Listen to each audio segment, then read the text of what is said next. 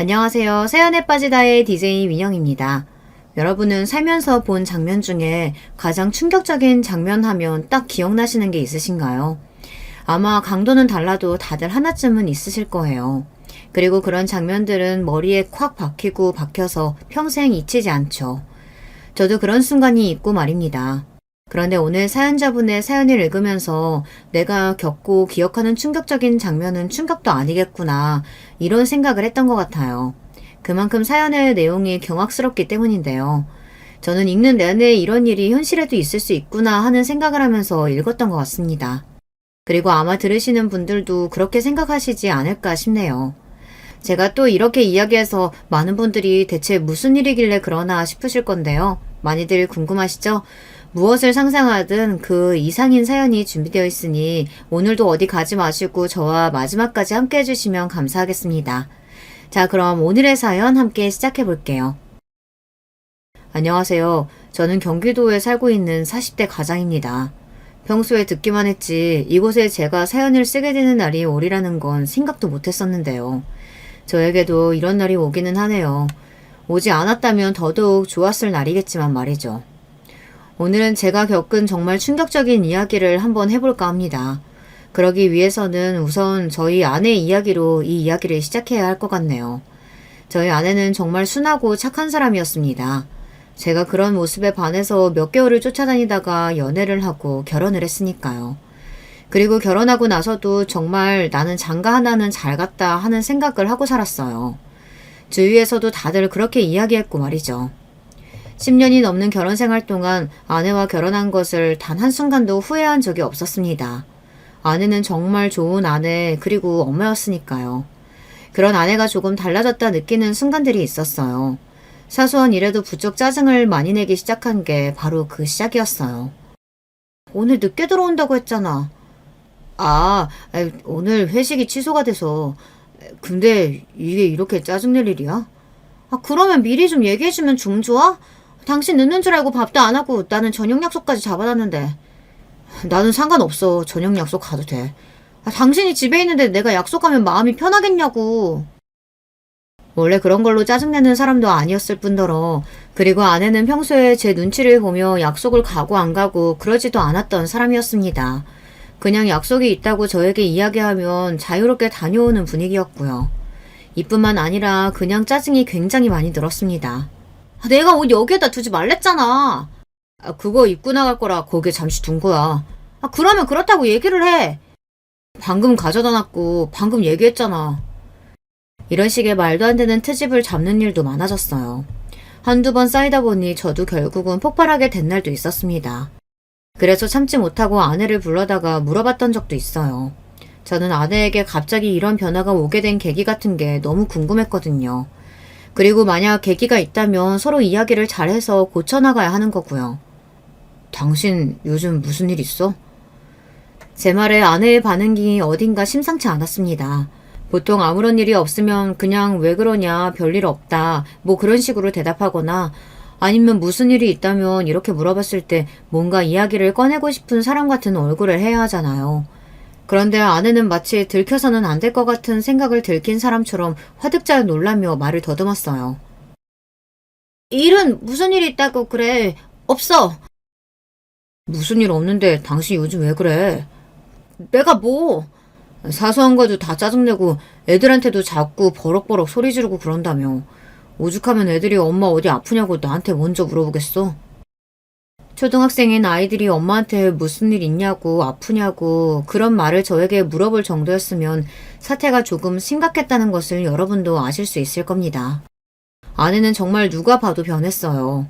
물론 아내는 그걸 인정하지 않으려고 했지만요. 아니야, 아무 일 없어. 똑같아. 그러니까 그런 거 물어보지 마. 안 물어보게 해야 할 거 아니야. 대체 왜 그러는 건데? 아무것도 아니니까 그냥 나한테 신경 쓰지 마. 내가 애들한테는 그런 말 안 나오게 이제 잘할 테니까. 됐지? 그러면 되는 거잖아. 그 말이 아니잖아. 저는 그쯤 되니 정말 답답하더라고요. 무슨 일이 있는 것 같긴 한데 절대 이야기는 안 해주고 아내의 짜증과 화는 점점 늘어만 가고 말이죠. 그래서 친구들에게 이 이야기를 했습니다. 친구들은 이렇게 이야기하더군요. 그거 우울증 아니야? 우울증? 어디서 들었는데 결혼하고 애들 좀 키우고 나서 안정됐을 때 오히려 그때 우울증이 많이 온다던데. 내 인생이 없는 것 같고 내 삶은 뭔가 싶고 그런 생각이 많이 든다고 하더라. 취미생활 같은 거 하면 조금 낫기는 한다던데. 그리고 네가 시간을 많이 내서 어디 같이 다니고 이런 것도 해봐. 나랑 같이 있는 거 싫어하던데. 말은 그렇게 해도 막상 계속 뭐 같이 하려고 하면 좋아질 거야. 그날 친구들의 말을 듣고 집에 가서 아내에게 조심스럽게 이야기를 꺼냈습니다. 혹시 이번 주나 다음 주 주말에 약속 있어? 굉장히 조심스럽게 꺼낸 말이었어요. 그즘 부쩍 짜증이 늘어 있었던지라 뭔가 말을 꺼내기가 조심스러웠거든요. 그런데 아내는 이렇게 반응하더군요. 왜? 나는 주말에 약속 없는 사람이야? 맨날 집에서 당신이랑 애만 기다리는 사람이냐고. 사실 제가 아무리 아내를 사랑하고 좋게 생각하려고 노력한다고 해도 이렇게 사사건건 화를 내고 짜증을 내면 대체 어떤 대화를 할 수 있겠나요? 그리고 이게 같이 살자는 건지 말자는 건지 정말 하나도 모르겠더군요. 그때는 저도 폭발을 했던 것 같아요. 그래서 저도 큰 소리를 냈어요. 지금 나랑 같이 살자는 거야, 말자는 거야? 갑자기 무슨 그런 말을 꺼내? 내가 무슨 다른 말을 한 것도 아니고 당신 주말에 시간 있냐고 그 말만 한 건데 거기서 그런 식으로 대답하면 나는 앞으로 당신이랑 무슨 말을 해? 무서워서 어디 말이라도 한번 제대로 걸겠어? 그러면 말 걸지 마. 그러면 되는 거잖아. 이혼이라도 하자는 소리야? 그 말이 어째서 이혼하자는 말이 돼? 그렇잖아. 한 집에서 가족으로 살면서 말도 하지 말라는 게 무슨 말인데 그럼. 그렇게 살 수 있어? 나는 못 살아. 도대체 뭐가 문제인 건지 말을 해줘야 해결을 하든 갈라서든 할 거 아니야. 이렇게 아무 말도 안 하고 사사건건 시비만 걸면 뭐 어쩌자는 건데. 그제야 아내도 아무 말 하지 않고 조용히 입을 다물더군요. 본인이 생각해도 본인이 심하다 생각한 건지 아니면 이혼은 아니라고 생각을 한 건지 어쩐 건지 말입니다. 알겠어. 내가 미안해. 앞으로는 조심할게. 그 이야기가 아니라 문제가 있으면 해결을 해야 할 거냐. 문제 없어. 그리고 있다고 해도 내가 말하기 싫다 하면 그냥 나 좀 가만히 내버려두면 안 돼? 그렇게 다 알아야겠어? 저는 더 이상 아무 말을 할 수가 없었습니다. 그렇게 나오는데 거기서 무슨 말을 더 할 수 있었겠어요. 그냥 저도 입을 다무는 걸 선택했던 것 같아요. 사실 그래서는 안 된다는 생각을 했지만 저도 인간인지라 자꾸 그렇게 삐딱하게 나오는 아내에게 빈정이 많이 상했습니다. 제가 그 이후로 말을 걸지 않으니 집안에는 정막만이 가득했어요. 아이들이 눈치를 보는 게 정말 미안했습니다. 아이들은 아무것도 잘못한 게 없는데 부모가 사이가 좋지 않아 보이는 건 바로 알고 눈치를 보기 시작하더군요. 사실 아이들이 아니었다면 저도 그 정도로는 노력하지 않았을 거예요. 이야기 좀 해. 그렇게 살얼음판이던 나날들이 며칠 지나고 제가 먼저 아내에게 말을 했습니다. 아내는 뭔가 마음을 먹은 듯한 얼굴이긴 했어요. 나중에 들었는데 아내는 그날 제가 이혼을 이야기할 거라고 생각했다고 하더군요. 당신이 결정해. 나는 이대로는 더는 못 살아. 우리 눈치 보는 애들 때문이라도 나는 그건 안 돼. 그니까 나랑 살 거면 당신이 연기라도 해서 노력을 하든지 아니면 이혼을 해. 그게 차라리 나을 것 같으니까. 아내는 잠시 고민하더라고요. 저는 아내의 입에서 당연히 이혼하자는 말이 나올 줄 알았습니다. 그만큼 아내의 최근 행동들은 가족에게 정이 다 떨어지고 당장이라도 사라질 수 있는 사람처럼 굴었으니까요. 그래서 아이들이 더더욱 불안해했던 것도 있었고요. 내가 노력해볼게. 그 대답이 저는 더 의외였어요. 뒤도 안 돌아보고 이혼하자고 할 줄 알았는데 말입니다. 아마 아이들 때문일 거라고 생각했습니다. 그래도 애들 엄마고 아이들에 대한 정은 쉽게 뗄 수 없는 것이었으니까요. 정말 그래줬으면 좋겠어. 나는 애들이 불안해하는 거 더 이상은 못 봐. 알겠어. 노력할게. 그 이후로 아내는 조금씩 좋아지기는 했습니다. 갑자기 짜증을 내거나 화를 내는 일도 줄었고 아이들에게도 상냥하게 굴려고 노력했고 말이죠. 저와도 나름대로 대화를 잘했던 것 같아요. 물론 약간 살얼음 위를 걷는 것 같은 기분이기는 했습니다. 언제든 깨질 수 있는 느낌이 들기는 했으니까요. 사실 저는 그 뒤에 일어난 충격적인 일들보다도 그 시기가 가장 힘들었던 것 같아요. 그 뒤에 일어난 일들은 어쨌든 이유는 알았으니 기가 막히고 화가 나더라도 답답하지는 않았었는데 그 시기에는 아내가 왜 저러는 건지 이유를 하나도 몰랐으니 그저 답답해하는 것 말고는 할 수 있는 게 없었거든요. 그래서 더 힘들었던 것 같습니다. 주위에서는 다른 남자가 생긴 거 아니냐 하는 이야기도 했지만 아무리 생각해도 그건 아니었거든요. 일단 아내는 집을 비우는 시간이 적었습니다.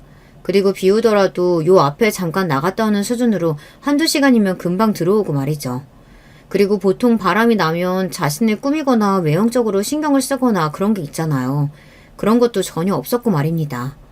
무엇보다 바람이 나면 보통은 자신이 양심이 찔려서 배우자들에게 더 잘한다고들 하는데 아내는 짜증과 화만 늘어갔으니 그건 아닐 거라고 당시에는 확신했던 것 같아요. 가장 크게 의심한 게 바로 우울증이었는데 그건 제가 어떻게 할 수 있는 게 없었습니다.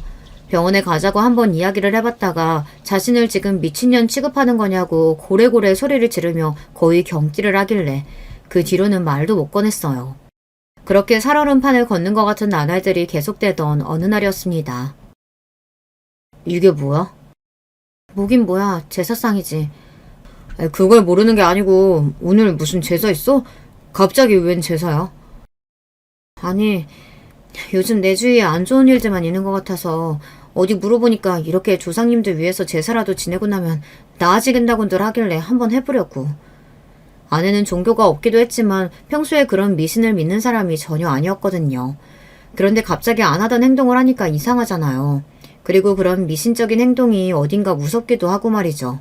그래서 물었습니다. 누가 그래? 어? 아니, 제사 지내는 거 한번 해보라고 누가 그러더냐고. 당신이 말하면 다 알아? 몰라도 얘기해봐, 누군지. 그냥 내 친구가 그랬어. 고등학교 친구.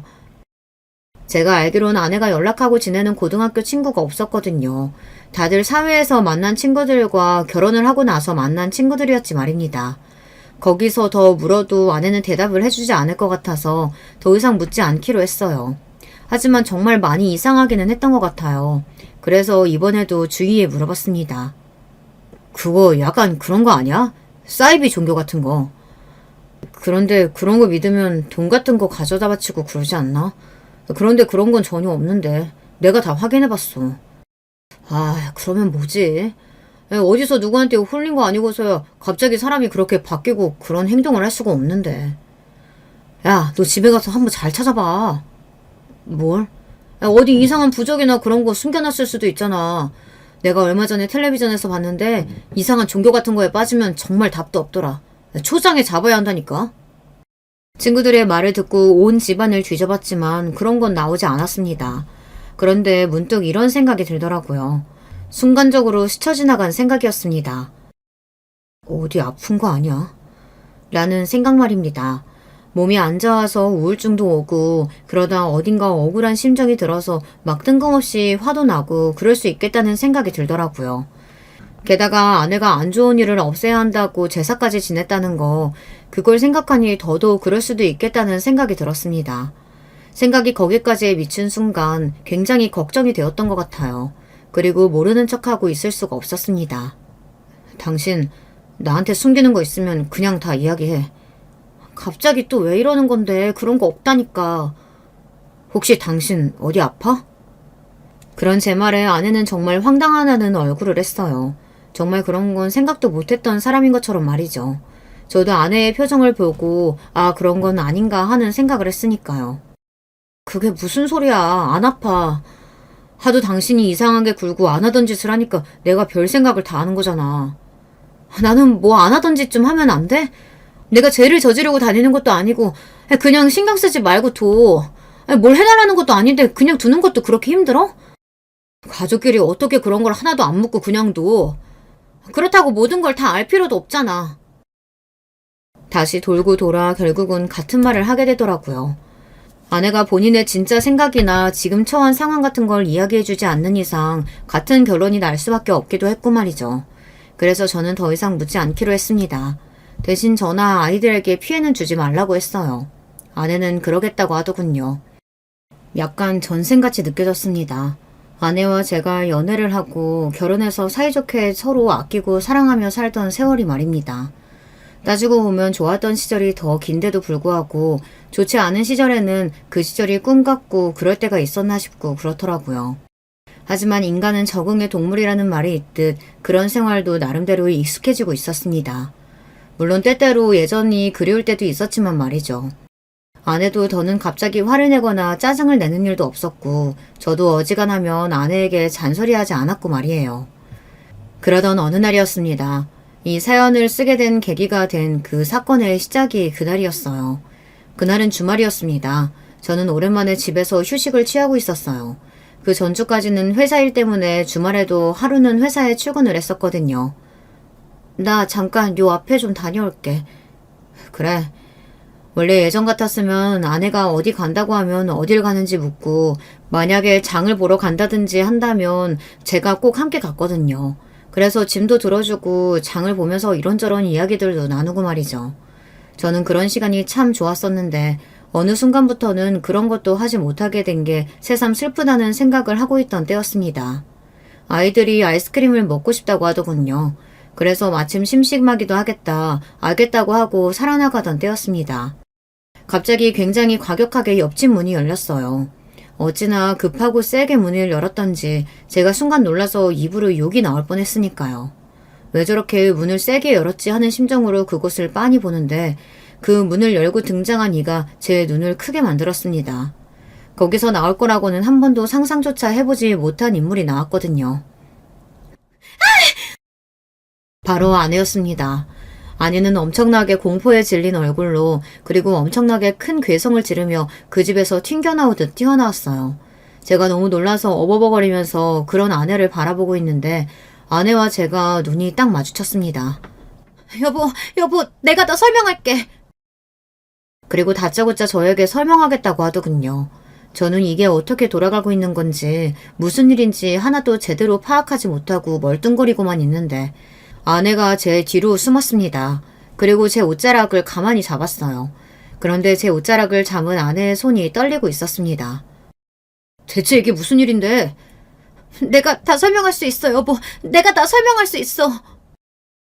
그런데 그때였어요. 그 열린 옆집 문 안에서 다른 여자의 목소리를 들리는 비명이 한 번 더 들려왔습니다. 그 소리를 듣고서 어떻게 가만히 있을 수 있었겠어요. 그래서 제가 한 발짝 발을 떼었습니다. 그런데 제 옷을 잡은 아내의 손에 힘이 들어갔어요. 들어가려고? 그러면 이 상황에서 이런 걸 보고 또 저런 소리 듣고 모른 척해? 아내는 굉장히 곤란한 표정을 지었지만 더 잡지는 않았습니다. 그렇게 저는 그 집 안으로 들어갔어요. 그리고 그 안에서 정말 상상도 못했던 어디서 듣지도 보지도 못했던 광경을 목격하게 되었습니다. 지금도 그때 생각만 하면 온몸에 소름이 쫙 돋네요. 제가 뭘 봤는지 이야기해드리기 전에 옆집에 누가 살고 있었는지부터 여러분께 말씀을 조금 드리겠습니다. 제가 왜 아내가 그 집에서 나온 걸 놀라워할 수밖에 없었는지도요. 그 집에는 저보다 나이가 10살 정도 많아 보이는 중년 남성 한 분이 살고 계셨거든요. 이혼을 한 건지 아니면 아예 결혼을 하지 않은 건진 몰라도 혼자 사는 분이셨습니다. 늘 옷도 멀끔하게 잘 입고 다니시고 또 마주치는 날이면 인사도 잘해주셨기 때문에 저에게는 인상이 좋은 사람이었어요. 그런데 어느 날 아내가 이런 말을 하는 겁니다. 옆집 아저씨 이상해. 왜? 나는 사람 괜찮아 보이던데. 아니, 그 집에서 매일 여자가 나와. 그래? 뭐 집안일 해주시는 분이나 친구분 아닐까? 아니면 전분이라든지. 아니야, 매일 다른 여자라니까. 처음에는 나도 신경 써서 안 봐서 그냥 같은 여자인가 보다 했는데 아니야, 매일 다른 여자들이 나와. 그래? 확실히 그건 이상하기는 하잖아요. 아내의 말에 의하면 거리 하루도 안 거르고 다른 여자들이 그 집을 방문한다고 하더라고요. 그래서 저도 그때부터는 옆집 그 아저씨를 좋지 않게 봤었어요. 하지만 그것 외에는 별다른 일이 없어서 그냥 더 생각을 하지 않았었고요. 그런데 그렇게 말하며 옆집 남자를 이상하다 했던 아내가 그 집에서 나온 겁니다. 그것도 엄청나게 공포에 질린 얼굴로 비명을 지르면서 말이죠. 당연히 제가 이상하게 생각할 수밖에 없잖아요. 그리고 들어간 그 집안은 정말 기괴하다는 말 그 자체가 바로 떠오르는 모양새였어요. 이게 다 뭐야? 저도 모르게 입에서 그런 말이 튀어나왔습니다. 그럴 수밖에 없었어요. 집 안에는 빼곡한 틈 없이 이상한 불상 같은 것들이 가득했고 천장에도 수백, 수천 장의 부적들이 정말 빼곡하게 붙어 있었습니다. 게다가 방금 막 제사를 지낸 건지 어떤 건지 제사상 같은 것도 있었고요. 방 안은 붉은 빛이었고 향냄새가 가득했었습니다. 여보, 그게... 아내는 상당히 곤란한 말투로 저에게 말을 걸었어요. 저는 그런 아내의 말을 듣지 않고서는 비명이 들려온 것 같은 방문을 열었어요. 그리고 그곳에서 또 한 번 기함을 하고 맙니다. 아내의 또래로 보이는 여자 서넛이 그곳에서 울면서 옆집 남자 바지가랑이를 붙잡고 있었어요. 그리고 그 옆집 남자는 한복을 입고 있었고요. 이쯤 되면 많은 분이 눈치채셨겠죠. 그랬습니다. 그곳은 신당이었고 그 남자는 무당이었어요. 그리고 거기서 옆집 남자의 바지가랑이를 붙잡고 있던 여자들은 손님이었고 말이죠. 어허, 여기 이렇게 함부로 들어오면 어떡하나? 죄송합니다. 제가 얼른 데리고 나갈게요. 죄송합니다, 선생님.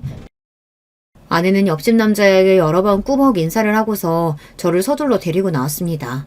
저는 정말 힘없이 끌려 나왔어요. 그런 충격적인 장면을 목격하고 나면 사람이 몸에 힘이 하나도 들어가지 않더라고요. 이게 다 뭐야? 아내는 한동안 말이 없었습니다. 저는 그런 아내를 향해 소리를 질렀어요. 이게 다 뭐냐고! 설명한다며! 사실은 나 신내림 받았어. 저는 거기서 더 이상 아무 말도 할 수가 없었어요. 그 한마디에 여태 아내의 기괴한 그 행동들이 모두 설명이 가능해졌습니다. 제가 아무 말도 하지 못하고 멍하게 서 있자 아내는 그제야 눈물을 흘리며 저의 팔을 붙잡았습니다. 당신이 알면 당장이라도 이혼하자고 할까 봐서 차마 이야기를 하지 못했어. 이런 이야기를 어떻게 해. 내가 신병이 났다는 말을 어떻게 하냐고. 아내가 이야기해준 그간의 이야기는 이랬습니다. 아내는 어느 날부턴가 이유 없는 통증과 악몽에 시달렸다고 합니다. 처음에는 어디 몸이 안 좋은가 싶어서 병원을 열심히 다녔지만 아무런 이상을 발견하지 못했다고 하더군요. 주변에서 기가 허해지면 그럴 수 있다는 말을 듣고서는 그 다음에는 한의원을 다니면서 침을 맞고 약을 먹고 그랬다고 말이죠. 몸이 안 좋다는 이야기 한 적 없잖아. 그때 당신 회사 일로 정신이 하나도 없을 때라 나까지 걱정 얹고 싶지 않았어. 아내에게 그 이야기를 듣고 나니 그때가 언제쯤인지 알겠더군요.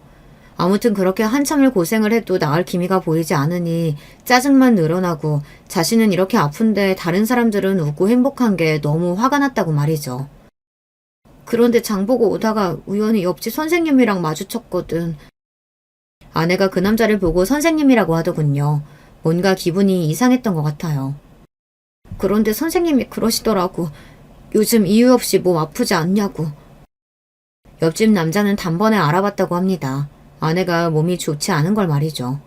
그리고서는 어디가 어떻게 안 좋은지 무슨 꿈을 꾸는지 그런 것들을 다 줄줄이 읊었다고요.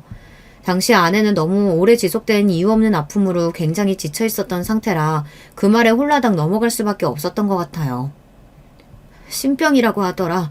그 이야기를 듣는데 정말 하늘이 무너지는 줄 알았어. 그 이야기를 하던 아내의 절망적인 표정을 저는 아직도 잊을 수가 없네요. 하긴 어느 날 아무 문제 없이 살던 사람이 하루아침에 그런 일을 겪으면 얼마나 충격적이겠어요. 그렇지 않은 사람은 없을 거라고 생각합니다. 처음에는 아니라고 부정했거든. 그런 게 어딨냐고. 신병 같은 건 그냥 다 사람들이 만들어낸 허상일 뿐이라고. 당신도 알다시피 나 미신 같은 것도 안 믿는 사람이었잖아. 저는 가만히 아내의 이야기를 듣고만 있었습니다.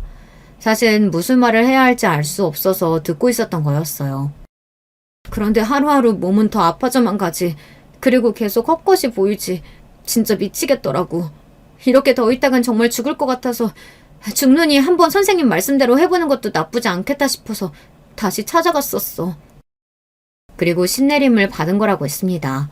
내린 굿을 받고 나니 정말 씻은 듯이 그 모든 증상이 나아졌다고 말이죠. 그런데 그때부터 이제 다른 게 걱정되기 시작하더라고. 무슨 걱정?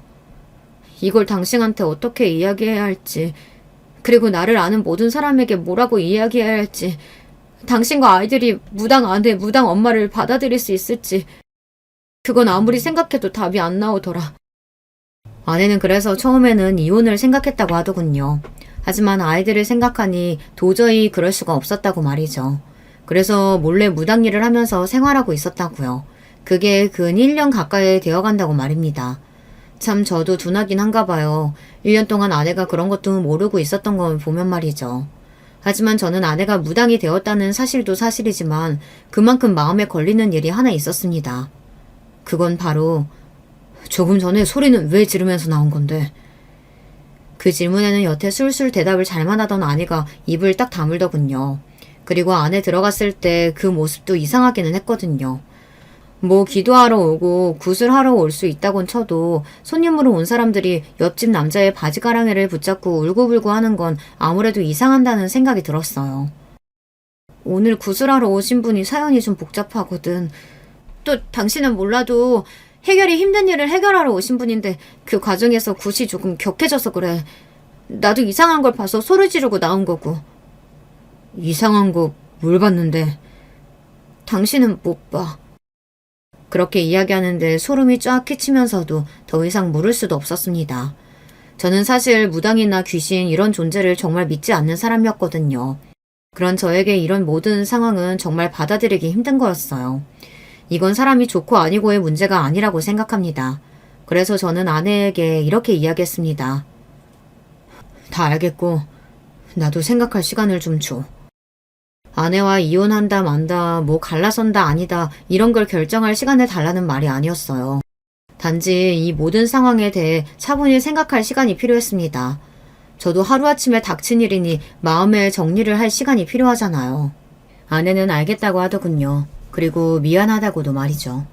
솔직히 아내가 미안해할 일은 아니라는 건 저도 잘 알고 있었습니다. 하지만 차마 입 밖으로 괜찮다는 말이 나오지는 않았어요. 저는 괜찮지 않았으니까요. 하지만 하루가 지나고 이틀이 지나고 아무리 생각해봐도 저는 받아들이기가 너무 힘들었어요. 무당이라니. 물론 직업에 귀천이 없고 아내도 원해서 된 건 아니라는 건 알았습니다. 거기까지는 머리로는 다 알고 있는 사실이었어요. 하지만 가슴으로는 도저히 받아들여지지가 않았습니다. 아마 이 사연을 듣고 계신 다른 분들도 저와 같은 일을 겪게 되신다면 저와 비슷하게 생각하지 않으실까 싶어요. 이게 머리로는 이해가 돼도 마음으로 받아들여지지가 않는 일이라는 것도 있는 거더라고요. 그렇게 며칠째 아내에 대해 고민하고 있을 때였습니다. 아내가 먼저 이야기를 좀 하자고 제안하더군요. 마침 저도 굉장히 답답하고 있었던 때라 그러자고 했습니다. 당신 고민이 많아 보여서 내가 그 고민을 좀 덜어줄 수 있을 것 같아서 이야기하자고 했어. 아내는 자신이 제 고민을 덜어줄 수 있을 거라고 하더군요. 제가 지금 무슨 말을 하나는 영문도 모르는 얼굴로 아내에게 물었습니다. 내 고민을 당신이 어떻게 해결해줘? 이미 당신은 무당이 됐는데. 그걸 되돌릴 수는 없지만 당신 결정에는 내가 마음의 짐을 조금 덜어줄 수 있을 것 같아서 그건 내가 해줄게. 어떻게? 우리 그냥 이혼하자. 아내가 그러더군요. 이혼하자고 말이죠. 저는 아무런 대답을 하지 못했습니다. 그러지 말자는 말도 하지 못했고 그리고 그러자고도 하지 못했어요. 저도 그 무엇이 답인지는 그때는 정말 알 수 없었거든요. 그게 답이 아니잖아. 당신 말처럼 나는 그전으로 되돌아갈 수 없어. 나는 이미 무당이 되었고 그건 바꿀 수 없는 현실이야. 그런데 나는 당신이 하는 걱정들이 뭔지 다 알거든. 나도 신내림 받기 전에 그리고 지금도 하는 걱정이니까. 그래서 이혼하자고 하는 거야. 이혼만 하면 다 해결이 돼? 적어도 아이들이나 당신이 사람들의 호기심 어린 시선이나 손가락질 받는 일은 덜하기는 하지 않을까? 내가 무당이 된 건 결국에는 사람들이 다 알게 될 텐데. 사실 그랬습니다. 제가 가장 걱정하는 일이 그거기는 했거든요. 가족들의 반응과 제 주변 사람들의 반응, 그리고 결국 아내가 무당이 되었다는 걸 모든 이들이 알게 되었을 때 그들이 뭐라고 생각할지와 같은 것들 말입니다. 그건 아니더라도 다른 것들도 걱정이 되긴 했지만 결국 가장 걱정되는 건 그거긴 했던 것 같아요. 남의 시선을 뭐 그렇게까지 신경을 쓰나 할 수도 있지만 그래도 또 안 쓰고 살 수는 없는 거잖아요. 생각할 시간을 좀 줘. 라고 아내에게 이야기했습니다. 저도 생각할 시간이 필요했으니까요. 사실 그때 저는 이혼을 하고 싶지는 않았던 것 같아요. 아내와 함께 오면서 싸운 정과 그리고 행복했던 기억들도 많은데 게다가 그런 이유로 이혼하기에는 저는 아내를 많이 아끼고 좋아했습니다. 아내도 힘들 텐데 이런 시기에 저까지 돌아서서는 안 되는 거라고 생각하기도 했고 말이죠. 아마 그 일을 제가 알게 되지 않았다면 이혼은 하지 않았을 수도 있어요. 그 일을 보게 된 건 아내와 그 이야기를 나누고 며칠이 지나지 않은 늦은 밤이었습니다. 그 시기에 저는 잠도 제대로 자지 못했거든요. 당연하죠. 그런 일이 있는데 어떻게 잠을 잘 수 있었겠어요. 그래서 그날도 잠을 이루지 못하고 있었습니다. 그런데 아내가 침대에서 몸을 일으키더군요. 처음에는 화장실을 가나보다 생각했습니다. 그런데 일어나는 폼이 이상하더라고요. 저를 살폈습니다. 제가 깨어난 건지 아닌지 말이죠. 그 순간 이건 내가 따라가 봐야겠다 하는 생각을 했던 것 같아요. 그래서 아내가 나가기를 기다렸다 조용히 현관문에 길을 가져다 댔어요. 아니나 다를까 옆집으로 가는 것 같더라고요. 이 시간에? 사실 이상하잖아요. 손님을 받을 시간도 아닌데 이 시간에 왜 옆집을 가느냔 말이죠. 잠시 고민하다가 따라갔습니다. 사실 옆집 문이 잠겨 있으면 제가 따라 나가봐야 아무 소용이 없기는 했지만 그래도 나가봤어요. 그런데 문이 열려 있었습니다. 아내가 급하게 들어간 건지 어떤 건지 아주 작은 틈이 보였어요. 그래서 살짝 당겨봤는데 열리더라고요. 저는 열린 문고리를 가만히 잡고 숨을 몰아쉬었어요. 뭔가 마음의 준비를 해야 할 것 같은 기분이 들었거든요. 눈을 감고 심호흡을 하다 안으로 천천히 들어섰습니다. 그 집안은 다시 봐도 정말 귀괴한 모양을 하고 있었어요. 제가 점을 보러 신당에 가본 적은 없었지만 그래도 그런 모습은 아닐 것 같다는 걸 알 수 있었어요. 그리고 향냄새, 그것도 아마 오랫동안 잊지 못할 것 같아요. 저희 옆집이었으니까 집 구조를 대충 알잖아요. 그래서 어두워도 어디가 어디인지 대충 알기는 하겠더라고요. 촛불이 희미하게나마 켜져 있기도 했고 말이죠. 그런데 틈새로 희미한 빛이 보이는 방이 있었습니다. 일단은 그 앞에 섰어요. 그리고 한번 마음의 준비를 다시 했습니다. 정말 머릿속으로 굉장히 많은 생각을 했던 것 같아요. 그 문을 열고 싶기도 했고 또 열고 싶지 않기도 했던 것 같아요. 하지만 거기까지 간 이상 그 문을 여는 것 말고는 다른 선택을 할 수가 없었습니다. 그래서 심호흡을 하고서는 문고리를 돌렸어요. 그런데 그때 제가 눈을 감았거든요. 아마 보기 싫은 마음에 그랬던 것 같습니다. 여보. 그리고 아내가 저를 부르는 소리에 감았던 눈을 떴어요. 그리고 눈 앞에 펼쳐진 광경에 저는 그 자리에서 이성을 잃었습니다. 아내가 그 옆집 남자와 미래를 나누고 있는 장면을 목격해버린 거였거든요. 원래 이야기로 듣고 생각하는 것보다 직접 보는 게 훨씬 충격이 크잖아요. 그리고 바로 와닿기도 하고 말이죠. 저는 아마 그 장면은 절대 죽어도 잊을 수 없을 것 같아요.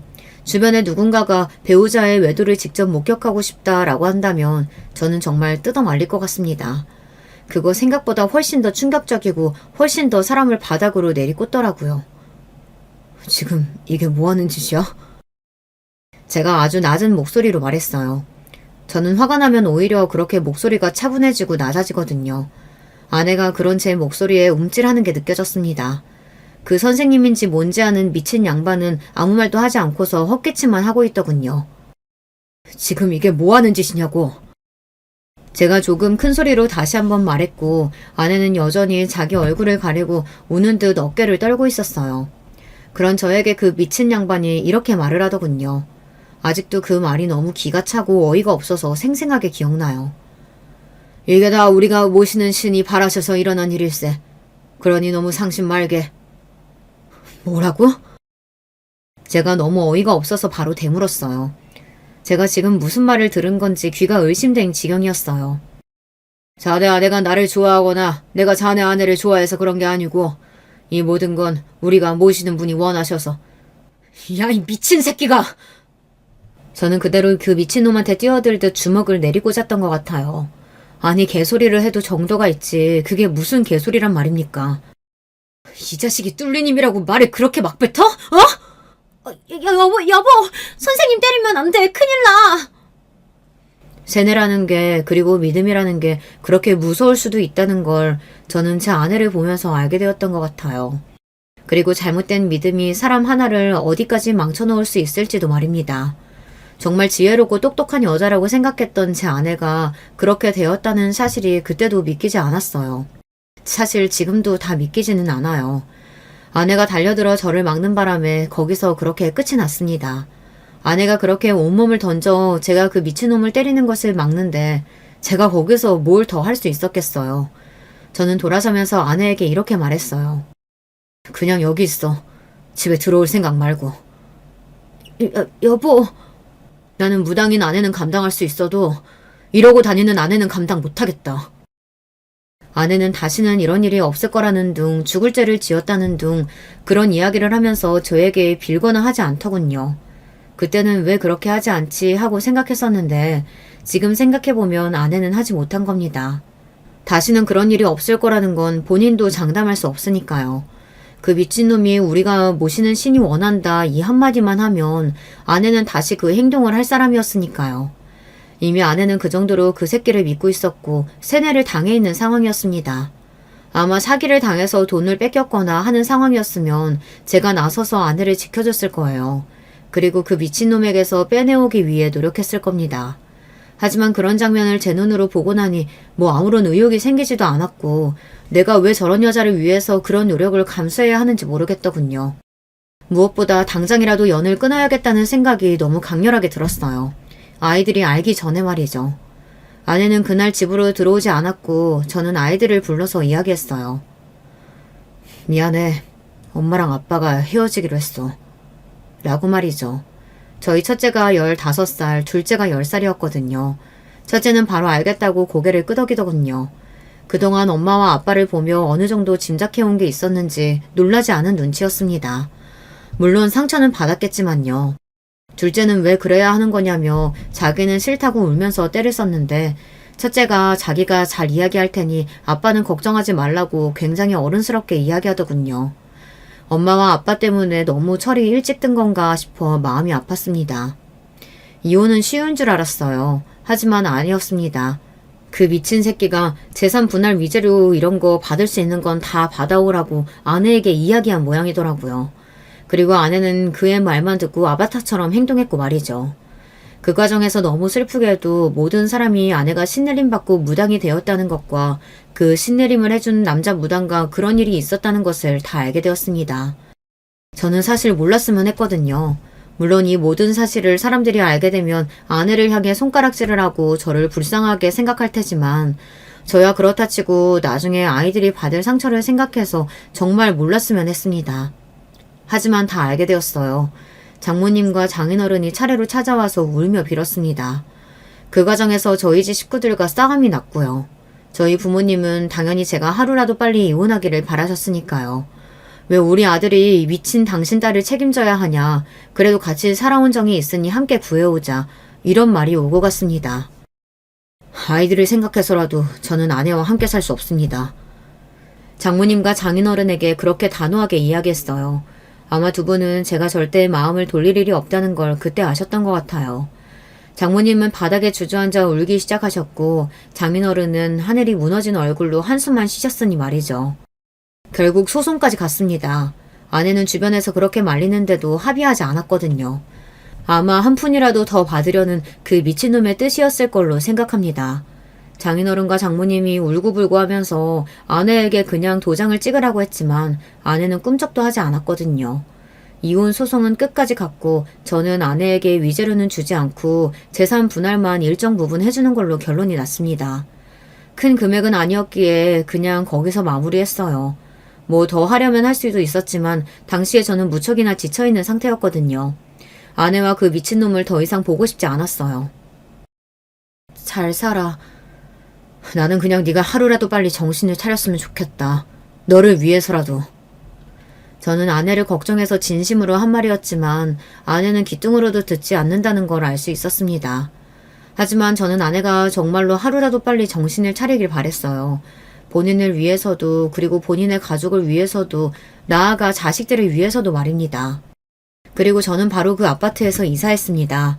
이미 그 아파트에도 파다하게 소문이 난 상태였어요. 그것 때문이 아니더라도 어떻게 그 집에 더 살 수 있었겠어요. 아이들은 바로 본가에 맡겨뒀기 때문에 다행히 사람들이 떠들어대는 말들은 다 듣지는 않았지만요. 정말 기가 막힌 이야기를 하나 해드릴까요? 그놈과 아내는 이사하지 않았습니다. 그렇게 소문이 파다하게 난 그 아파트에서 그냥 그러고 계속 살았어요. 신당을 옮기면 기운이 달라진다나 어쩐다나 사람들이 처음에는 그 집이 정말 용한가 싶어서 가보았다고 하더군요. 그런데 얼마 지나지 않아서 손님들이 우르르 떨어졌다고 했습니다. 다른 여자들한테도 그렇게 수작을 부리고 다닌대. 뭐라고? 요즘 이유 없이 몸 아프지 않냐고 재수 씨한테 했던 것처럼. 아니 그 새끼 진짜 미친 새끼 아니야? 저는 때때로 아내가 불쌍합니다. 어쩌다 그런 미친놈한테 잘못 걸려서 자기 인생을 그렇게 구렁텅이로 집어넣었나 하는 생각이 들긴 하거든요. 아내는 그냥 우연히 몸이 아플 때 그놈이 늘 버릇처럼 하는 말에 걸려 넘어갔을 뿐이고 정신적인 문제인지 어쩐 건지 신내림을 받고 나서는 괜찮다 여겨진 것 뿐이었을 테니까요. 아마 언젠가 아내는 정신을 차리게 될지도 모릅니다. 영영 차리지 못할지도 모르지만 지금 장모님과 장인어른이 계속 아내를 쫓아다니며 포기하지 않고 아내를 빼내오기 노력하고 있으니 언젠가는 정신을 차릴 거로 생각해요. 가족들이 포기하지 않는 한 기회는 늘 있다고 생각하니까 말이죠. 그리고 아마 그날이 오면 아내는 지난날 자신이 날려버린 안온하고 평화로운 삶을 떠올리며 후회하게 되겠죠. 아내가 밉다거나 아내를 증오하는 건 아닙니다. 어떤 측면에서는 이해가 되는 부분도 있고요. 하지만 제가 그 장면을 본 이상 아내와 저는 같이 살 수 없게 되어버린 거고요. 그래서 만약 누군가가 배우자와 애인의 외도를 눈으로 확인하고 싶다고 하면 말릴 거라고 말했던 거였어요. 한번 본 이상 그 전으로는 절대 되돌릴 수 없다는 걸 그 누구보다 제가 가장 잘 알고 있으니 말이죠. 때때로 지난날이 그리워 예전에 아내와 아이들과 함께 찍었던 사진들을 보곤 합니다. 이상한 건 그때 아내의 얼굴이 다른 사람처럼 여겨진다는 거예요. 헤어질 때 아내가 완전 다른 사람처럼 인식이 되어서 이 사람이 그 사람이 아닌 것 같이 느껴집니다. 아마 마지막에 헤어질 때 아내의 모습이 제가 그간 봐왔던 모습과는 너무 달라서 그런 게 아닐까 싶기는 합니다. 그래서 저는 그 이후 아내의 모습은 떠올리지 않으려 해요. 저에게 좋을 게 하나도 없을 것 같아서요. 그냥 마음속에서 그 이후의 아내는 이제 세상에 없는 사람이라고 생각하고 그 전에 아내와의 추억들을 생각하는 것을 억지로 하지 않으려고는 안 할 거예요. 그런 충격적인 일을 겪은 것 치고는 저는 잘 살아가고 있습니다. 이사도 잘했고 회사도 계속 잘 다니고 있고 그리고 잘 먹고 잘 자고요. 주말에는 아이들과 시간을 보내기도 하면서 말이죠. 둘째는 아직도 엄마를 찾아서 마음이 아프기는 하지만요. 이렇게 하루 이틀 그날 열심히 살다 보면 언젠가 정말 괜찮아지는 날이 오지 않을까요? 아직은 떠올리면 상처가 되는 일이라 꺼내보기 힘들지만 말입니다. 시간이 약이라는 말만 믿고 요즘은 하루하루에 최선을 다하고 있어요.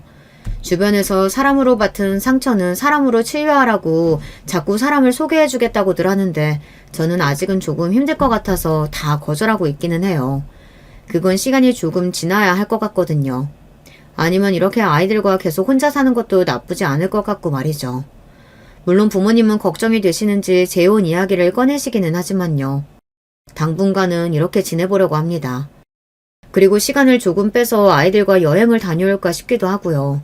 좋은 생각인 것 같지 않나요? 제 이야기는 여기까지입니다. 아마 많은 분들이 세상에 저런 일도 있구나, 어떻게 저런 일도 있지 하면서 제 이야기를 들으셨을 거로 생각합니다. 저는 일단 제 주변에는 저 같은 일을 겪은 사람을 본 적이 없거든요. 한 뿌리를 위해 사연을 쓰기 시작한 거니까 많은 분이 너그러운 마음으로 이런 사람이 이런 일이 있었구나, 너무 안 됐다 하고 생각해 주시면 감사할 것 같습니다. 이 사연을 쓰면서 저는 조금은 가벼워진 것 같네요. 긴 이야기를 여기서 이제 마무리해야 할 것 같아요. 마지막까지 제 이야기 들어주셔서 감사합니다. 여러분들에게는 늘 좋은 일만 있으시길 소망하겠습니다. 언제나 건강하세요. 안녕하세요. 저는 30 후반에 서울에 살고 있는 가정주부입니다. 항상 듣기만 하고 있었는데 몇 년 전에 생겼던 일을 좀 같이 이야기 나누고 싶어서요. 혹시 저나 제 시댁과 비슷한 일을 겪으셨던 분이 계셨는지 알고 싶기도 합니다. 좀 불안하기도 하고 아직까지도 놀란 가슴이 진정되지 않는 일이거든요. 저는 20대 중반에 결혼했어요. 요즘 평균보다는 꽤 이르게 결혼한 편인데요. 저희 시댁이 이런저런 단점은 있어도 정이 있고 인심이 있는 가족이에요. 수도권에서 좀 넓은 주택 사서 내려가서 살고 계신데요. 아버님이 좀 가부장적이시고 엄격한 분이시긴 한데 어머님이 다정하고 자식들 예뻐해 주시는 성격이시거든요. 남편은 삼형제인데요. 남편이 둘째라서 시아주버님과 시동생이 있어요. 시아주버님은 이미 저희가 결혼하기 몇 년 전에 미리 결혼해서 애까지 있으셨고요. 남편도 결혼할 당시에 27이었으니 저나 남편이나 꽤 빨리 결혼했다고 할 수 있죠. 다만 시동생이 결혼이 좀 늦은 편이었어요. 시아주버님이나 남편은 대학 졸업 후 얼른 취직해서 돈벌이를 시작한 반면 시동생은 대학에서 좀 오래 공부를 했거든요. 아무래도 공부를 하느라고 주머니 사정이 넉넉지 않다 보니 결혼하기가 꺼려졌던 모양이었어요. 시동생하고 그리 친하지 않아서 자세히 이야기는 못 해봤지만요. 시댁이 상당히 부유한 편이기는 했는데 그래도 나이 찬 남자가 부모님한테 용돈 받아서 쓰며 공부를 하니까 연애를 하기가 그리 녹록지는 않았겠죠? 게다가 시동생이 그렇게 잘생긴 편은 아니었거든요. 그렇다고 못생겼다고 하기는 좀 그렇고 딱 그 나이까지 공부만 한 샌님처럼 생긴 편이었어요. 둘째 형이 남편하고 나이 차이도 꽤 지는 편이라서 형들한테 무척 고분고분하고 순종적인 막내 동생이기도 했고요. 저하고도 나이 차이가 좀 나니까 저한테도 언제나 형수님 하면서 잘 따랐어요. 저한테는 그 나이대 남자하고 친해지는 게 좀 힘들었지만요. 사실 손윗동서하고 저하고도 나이 차이가 좀 있었어요. 시아주머님하고 시아버님이 많이 닮으셨고 손윗동서하고 시어머님하고 많이 닮았죠. 손윗동서도 다정하고 어른스러운 분이라고 해야 할까요? 뭐든지 다 들어주시고 챙겨주시고 그런 분이었어요. 반대로 시아주버님은 엄격하고 꾸지람 잘하시는 분이었고요. 동네에서 싸움도 좀 잦으셨는데 그만큼 또 잘할 때는 가족들한테 너무 잘하셔서 손윗동서, 그러니까 형님하고 되게 잘 맞으시는 것 같더라고요. 형님은 항상 시아주버님 흉을 보시기는 했는데 그 속에 정이 듬뿍 들어있는 그런 타입이셨어요. 그렇게 살다가 저희 결혼한 지 한 7년쯤 지났을 때 시동생이 드디어 결혼한다고 하더라고요. 그동안 연애하는지도 몰랐는데 어떻게 갑자기 결혼을 한다고 하나 솔직히 놀랐었어요.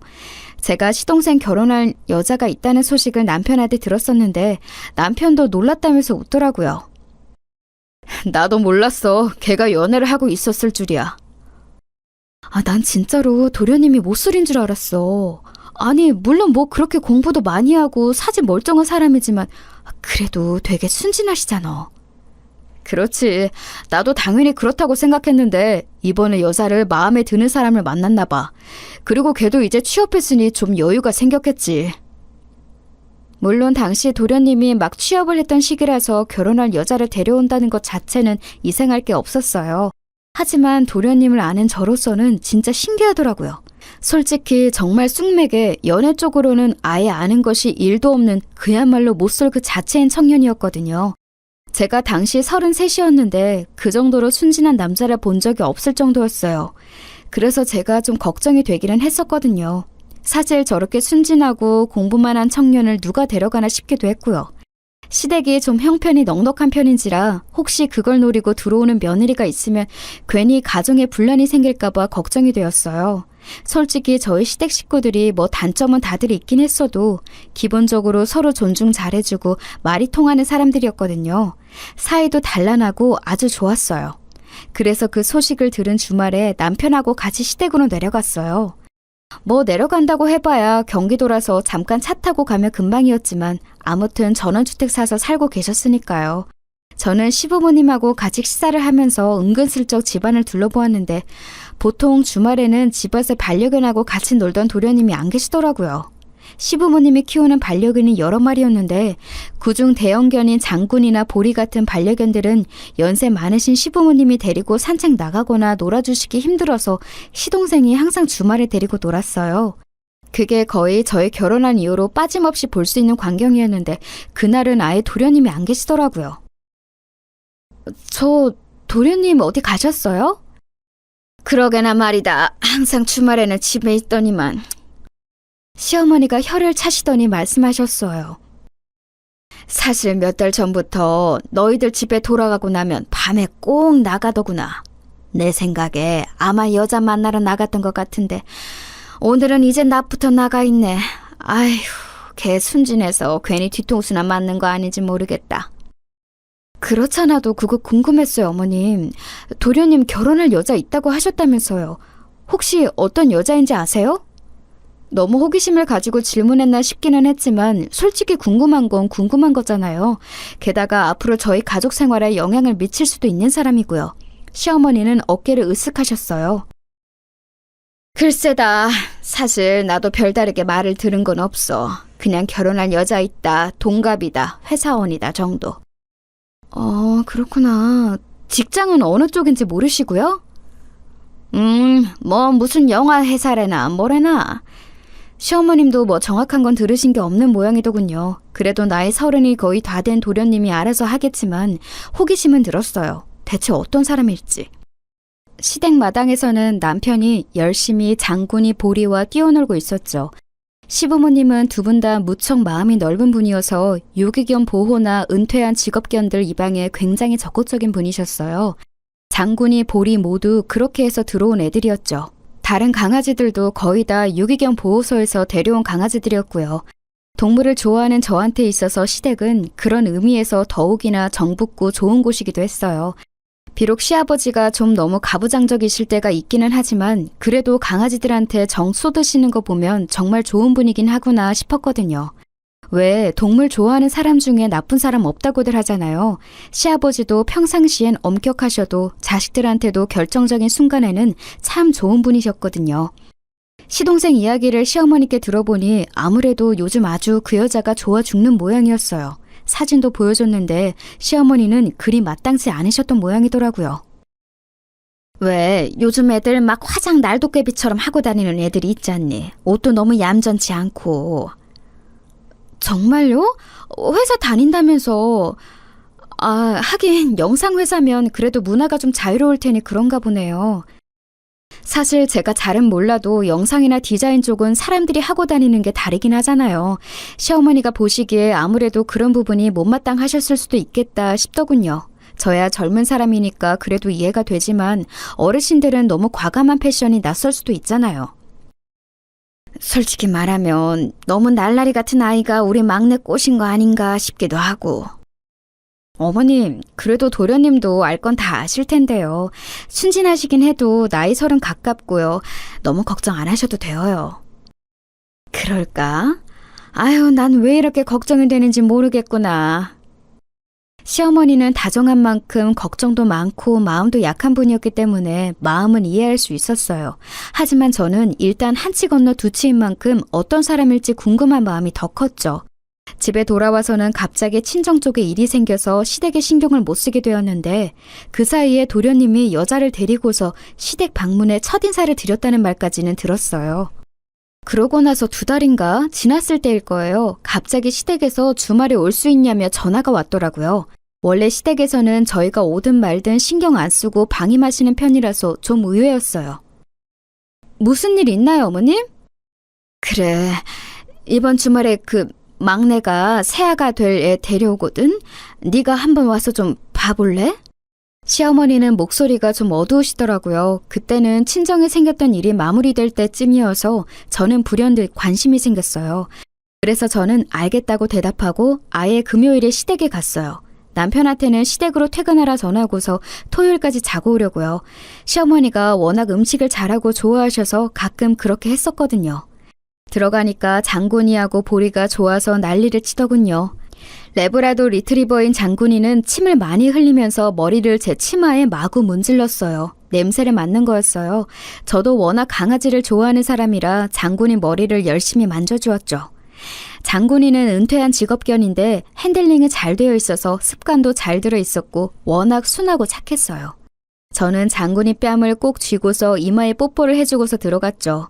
그 짧은 순간에도 저한테 뽀뽀를 하려고 덤벼서 침이 묻기는 했지만 말이에요. 그날 남편이 칼퇴해서 온전히 시댁으로 온 후 저녁을 먹고 다 같이 모여 앉았는데 또 시동생이 없더라고요. 지금 막 취업했으니 신입이라 빨리 퇴근하기가 힘든가 보다 정도로 생각했는데 시어머니는 얼굴이 어두우셨어요. 시아버지도 좀 못마땅한 얼굴이셨죠. 그놈의 새끼, 이제 여자 생겼다고 아주 밤늦게 마음대로 다니고 말이야. 아휴, 그러게 말이에요. 아휴, 아버님, 어머님, 도련님 나이가 몇인데요. 늦게 좀 다닐 수 있죠. 당당한 사회인인데요. 이 정도 시간이면 내가 말을 안 한다. 아예 외박하고 들어오는 일이 너무 잦으니 이거야 원. 그 말씀에는 저도 좀 놀랐어요. 아니, 뭐 늦게 다니는 것 정도야 얼마든지 사회인이면 할 수 있는 일이지만 부모님과 같이 사는 청년이 외박이 잦은 건 좀 이상하잖아요. 게다가 도련님은 여태까지 제가 보아왔을 때 절대로 그렇게 사는 타입인 사람이 아니었어요. 아무래도 새 며느리로 들어올 동서가 좀 잘 노는 타입이라서 어울리다 보니 그렇게 되는 것 같다는 생각이 들더라고요. 남편도 고개를 갸웃거렸어요. 저도 그냥 통화하면서 재수 씨 이야기 들었거든요. 뭐 돈도 많이 모은 사람이고 착실하고 예쁘고 그렇다고 칭찬이 늘어지던데. 뭘 벌써 재수 씨라고 불러? 아직이잖니. 하지마, 어머니 벌써 재수 씨 얼굴도 몇 번 보신 거잖아요. 몇 번은 아니야. 이번에 보면 3번째다. 시어머니는 한숨을 쉬셨어요. 아무래도 못마땅하신 것 같았죠. 시아버지도 역시도 한숨을 쉬셨어요. 에휴, 어쨌거나 내일은 우리 강아지들이 고생 좀 하겠구나. 쥐들 집안에만 있어야 할 테니. 집에 손님이 오시면 바깥에 있는 강아지들을 전부 우리에 넣어놓고 있었거든요. 어쨌든 유기견 출신의 아이들도 있어서 아무래도 예민할 때도 있기 때문에 낯선 사람이 올 때는 어쩔 수 없었어요. 사고가 날 수도 있기 때문에. 오래전이기는 했지만 제가 시집을 올 때도 시댁에는 강아지가 되게 많았는데 제가 강아지를 무척 좋아하는데도 친해질 때 시간을 한참 두었거든요. 은퇴한 직업견들의 유기견 출신들이라 위험할 수 있다고 시아버지가 만류하셔서요. 새로 동서가 온다면 그렇게 강아지들과 친해지는데 또 한 세월이 걸리게 뻔했죠. 저희가 밥을 먹는 동안 시아주머님과 형님도 오셔서 같이 합류했고 오랜만에 즐겁게 모여서 가족들의 식사를 했어요. 그런데 그날도 밤 늦게까지 오지 않는 시동생이 좀 신경 쓰이기는 하더라고요. 그리고 다음날 아침이 되어 일어났는데도 시동생은 들어오지 않은 상태였어요. 시어머니는 잔뜩 화가 나 있었죠. 얘는 문자 하나 달랑 넣어놓고서 아예 들어오지를 않았구나. 어머님, 너무 화내지 마세요. 뭐 그 나이 된 남자들이야 알아서 하는 거죠. 여자도 아니고. 아무리 그래도 그렇지. 어떻게 부모랑 같이 살면서 사정 설명도 안 할 수가 있니? 문자는 정말 간단하게 늦어요 한마디만 적혀 있더라고요. 그것도 새벽 3시쯤 들어와 있는 것이라 시어머니가 화나실만 했죠. 오늘 어차피 도련님하고 동서들 아가씨하고 집에 오는 거 아니에요? 몇 시쯤 오기로 되어 있어요? 점심때 와서 식사 한 끼 같이 하기로 했다. 어떻게 바로 다음날 얼굴 볼 거면서 이렇게 외박을 하고 들어와 그래? 시어머니는 원래 아주 다정다감한 분이지만 시아버지와 오랜 세월 같이 사시다 보니 원래도 보수적인 면이 크게 있으시기도 했어요. 게다가 근심 걱정도 많은 분이셨고요. 그래도 저는 그냥 이해하고 시어머니 마음을 누그러뜨리려고 옆에서 열심히 수다 떨면서 형님하고 같이 애교를 부렸죠. 그리고 도련님과 동서들 아가씨가 온다고 했다는 12시가 가까워 왔어요. 딱 12시가 되었는데 그전까지는 아무런 연락도 없고 문자 한 통도 넣지 않더라니 시간이 넘었는데도 연락이 안 되더라고요. 새 동서 본다고 시아버주머님과 형님, 저와 저희 남편까지 와서 멀뚱히 기다리고 있는데 정작 도련님과 예비 동서가 오질 않자 시아버지가 화가 많이 나셨어요. 시아버지는 도련님한테 전화를 계속했지만 연결이 되질 않았죠. 시어머니는 화가 나기보다는 걱정이 더 커지셨는지 안절부절 못하셨고요. 그런데 12시를 한참 넘긴 1시쯤 전화 연결이 되었어요.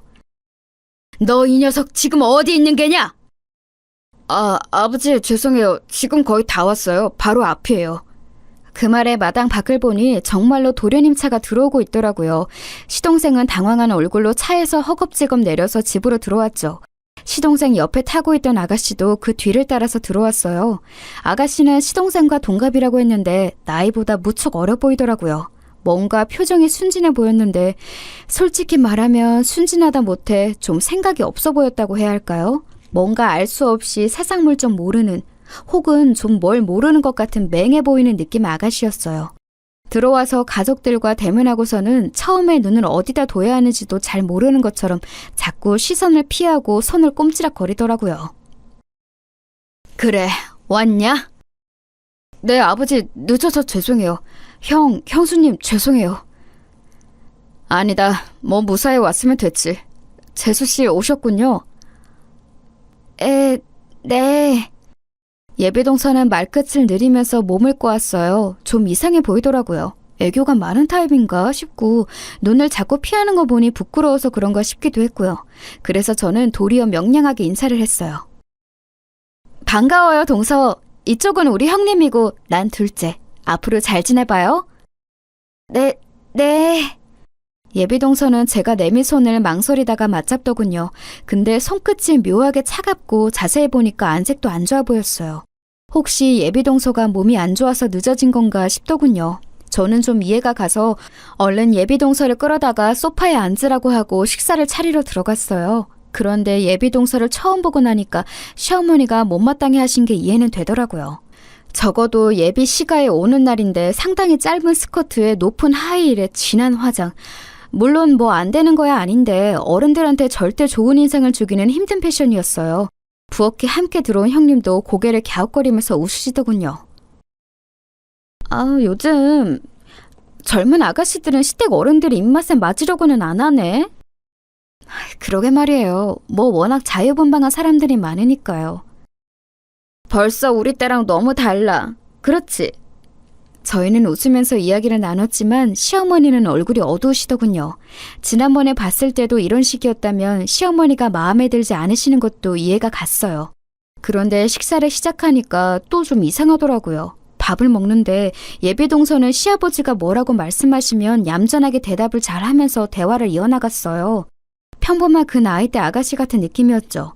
옷차림새가 좀 요즘 애들 느낌이라서 그렇지 사실 가족으로 맞이하면 괜찮을 것 같다는 기대도 들었고요. 그 곁에서 도련님도 굉장히 싱글벙글 웃으면서 이야기를 나눴는데 정말 예비동서를 너무너무 좋아하는 게 눈에 보였어요. 자세히 보니까 예비동서가 진짜 미인이긴 하더라고요. 처음에는 옷차림새와 화장만 눈에 들어왔는데 얼굴 생김새 자체가 예쁘고 몸도 너무 날씬하고 그랬어요. 저는 남편 옆구리를 쿡 찌르면서 그랬죠. 자기야, 예비동서 되게 날씬하고 예쁘다. 그치? 자기도 처녀 시절에 엄청 날씬했어. 그리고 훨씬 예뻤는데 무슨 소리야. 남편의 태연한 대답에 저는 약간 감동했지만 그래도 괜한 심술이 나서 다시 한번 남편을 찔렀어요. 지금은 안 날씬하고 안 예쁘다는 소리야? 아니, 지금도 예쁘지. 예쁘고 말고. 날씬하지는 않다는 소리네. 저는 괜한 장난기가 돋아서 남편에게 장난을 걸어댔어요. 남편도 평소에 워낙 농담 잘하는 저를 잘 알기 때문에 그리고 남편 본인도 그런 농담을 좋아해서 서로 깔깔대고 웃었죠. 그런데 그때 예비동서가 저희 대화를 들었는지 잠깐 저희를 바라보더라고요. 얼굴은 너무 예쁜데 표정이 묘하게 맹한 데가 있어서 좀 이상했어요. 예비동서의 시선을 느끼고서 저희가 장난을 멈추고 머쓱하게 웃었는데 예비동서가 그러더군요. 저기 날씬하진 않죠. 네?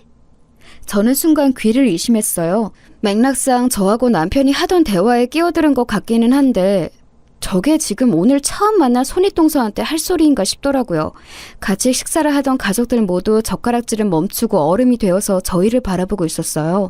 실제로 제가 그리 날씬한 편은 아니었고 상당히 통통한 건 사실이었지만 실제로 통통하니까 더 말을 조심해야 하는 거 아닌가요? 근데 너무 창졸간의 한 소리라서 저는 뭐라고 해야 할지 알 수가 없어서 멀뚱하게 예비동서를 바라봤어요.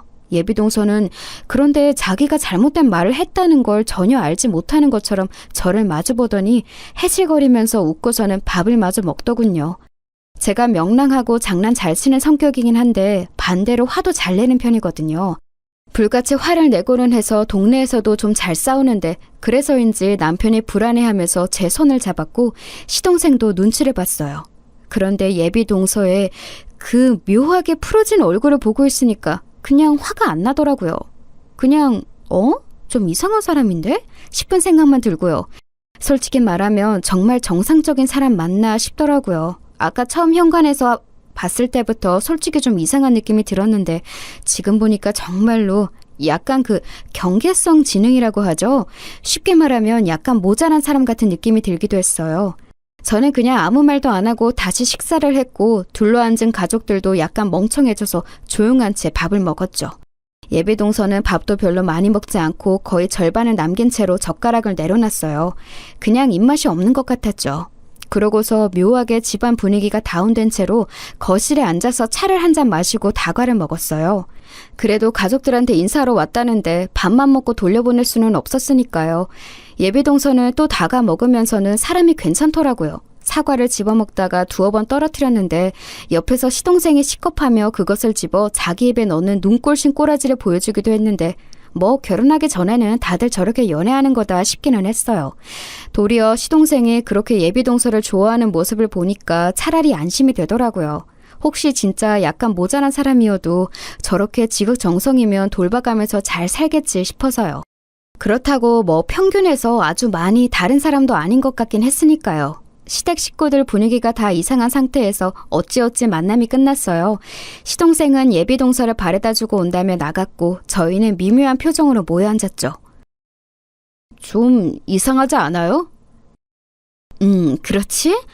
그래서 너희들더러 한번 봐달라고 한 거다. 약간 모자란 것 같아요. 그런데 그렇다고 아주 이상한 건 아니고 정상 범주이긴 한 것 같은데. 다들 느낀 건 똑같은지 가족들은 한숨을 쉬었어요. 저야 한 치 건너 두 치니까 시동생이 그렇게 좋아하면 어떻게든 데리고 살 거라고 속편한 생각을 하는 거지. 사실 시부모님 입장에서는 그렇지 않을 거 아니에요? 어두운 두 분 표정을 10분 이해할 수 있었죠. 너무 부정적으로 보지는 마시고요. 어차피 지금 도련님 예비동서 너무 좋아해서 결혼 당연히 할 것 같은데 괜히 사이만 나빠질지 몰라요. 그래도 결혼 전까지 자주 모여서 얼굴 보고 익숙해질 필요는 있을 것 같고요. 그래, 그건 그렇다. 다 큰 자식, 지 결혼 지가 알아서 해야 하는 거지. 우리가 끼어들 일은 아니지. 시아버지는 가부장적이셨지만 이런 부분에 있어서는 또 굉장히 트인 분이셨죠. 결혼이야 너희 자식들이 알아서 하는 거라면서 말을 얹지 않으셨어요. 도리어 시어머니가 무척 걱정스러운 표정이셨지만 어쩔 수 없다면서 어깨를 늘어뜨리셨죠. 저도 뭔가 예비동서가 좀 찝찝하기는 했는데 그렇다고 저렇게 열정적으로 좋아하는 도련님 결혼 반대해봤자 저만 나쁜 사람 되는 거니까요. 쓸모도 없는 일에 힘을 쏟을 필요는 없었죠. 그리고 바로 2주 뒤에 다시 한번 연락이 왔어요. 예비동서가 이번 주말에도 시댁에 놀러 온다는 소식이었죠. 그래도 한 식구가 될 건데 어쨌든 친해지고 어색함이 없어져야 한다고 생각했기 때문에 저는 얼른 그 주 주말에 시댁으로 향했어요. 어차피 시댁에 가면 저는 상 차리는 것 정도만 돕고 나머지 일은 시어머니가 다 해주셔서 공짜로 밥 먹는 기분이라서 좋았거든요. 예비동서는 그날 저보다 먼저 와 있더군요. 이번에는 그래도 제법 얌전한 차림새로 화장도 훨씬 옅었어요. 저는 예비동서의 손을 잡고서 반갑게 인사했죠. 그런데 그날도 예비동서 손이 너무너무 찬 거예요. 그냥 사람 손 찬 정도가 아니라 아예 얼음장처럼 찬 손 있죠. 저는 놀라서 예비동서의 손을 쥐고서 막 문질러줬어요. 아니 동서, 손이 왜 이렇게 차요? 따뜻한 차라도 좀 줄까? 어머나, 몸이 안 좋으니? 그럼 말을 하지 그랬어. 너 부엌에 있지 말고 나가 쉬어라. 아니에요. 저도 할 수 있어요. 예비동서가 배시시 웃으면서 손을 뒤로 숨겼어요. 저는 그래도 몸 안 좋은 게 분명한 사람을 부엌에서 일을 하게 둘 수는 없더라고요. 어차피 예비동서가 할 수 있는 일은 수저놓고 반찬 꺼내는 정도라서 시어머니도 도리어 걸리적거리실 테니 나가는 게 나았어요. 결국 시어머니가 저한테 예비동서 데리고 나가서 좀 시간 보내라고 말씀하셔서 저는 동서를 데리고 나왔죠. 마침 마당에서 시아버지가 정원 손질하시고 계시더라고요. 전원주택이라서 마당 가꾸는 게 필수라 사람을 불러다가 하기는 하지만 그래도 시아버지가 거의 항상 손을 대고 계셨어요.